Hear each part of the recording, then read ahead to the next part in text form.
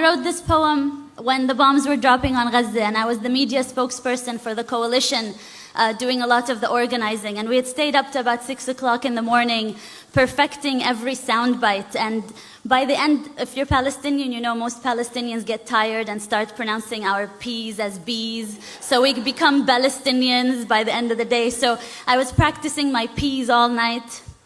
And the next morning, one of the journalists asked me, "Don't you think it would all be fine if you just stopped teaching your children to hate?" I did not insult the person. I was very polite. But I wrote this poem as a response to these types of questions we Palestinians always get. Today, my body was a TV'd massacre. Today, my body was a TV'd massacre that had to fit into sound bites and word limits. Today, my body was a TV'd massacre that had to fit into sound bites and word limits, filled enough with statistics to counter measured response. And I perfected my English and I learned my UN resolutions. But still, he asked me, "Ms. Ziadeh, don't you think everything would be resolved if you would just stop teaching so much hatred to your children?" Pause. I look inside of me for strength to be patient, but patience is not at the tip of my tongue as the bombs drop over Gaza. Patience has just escaped me. Pause. Smile. We teach life, sir. Rafif, remember to smile. Pause. We teach life, sir. We Palestinians teach life after they have occupied the last sky. We teach life after they have built their settlements and apartheid walls. After the last skies, we teach life, sir.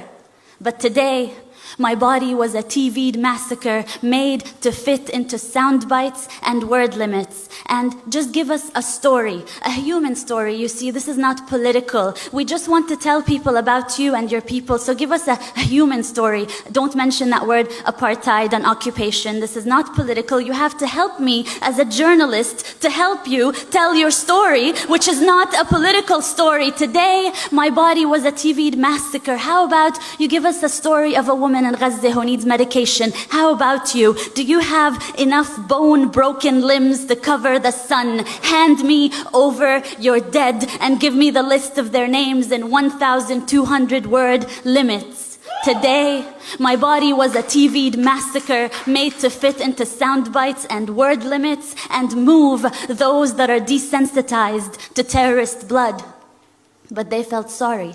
They felt sorry for the cattle over Gaza. So I give them UN resolutions and statistics, and we condemn and we deplore and we reject. And these are not two equal sides, occupier and occupied, and 100 dead, 200 dead, and 1,000 dead. And between that war crime and massacre, I vent out words and smile, not exotic. Smile, not terrorist. And I recount 100 dead, 200 dead, 1,000 dead. Is anyone out there? Will anyone listen? I wish I could wail over their bodies. I wish I could just run barefoot in every refugee camp and hold every child, cover their ears so they wouldn't have to hear the sound of bombing for the rest of their life the way I do. Today, my body was a TV'd massacre, and let me just tell you, there is nothing your UN resolutions have ever done about this. And no soundbite I come up with, no matter how good my English gets, no soundbite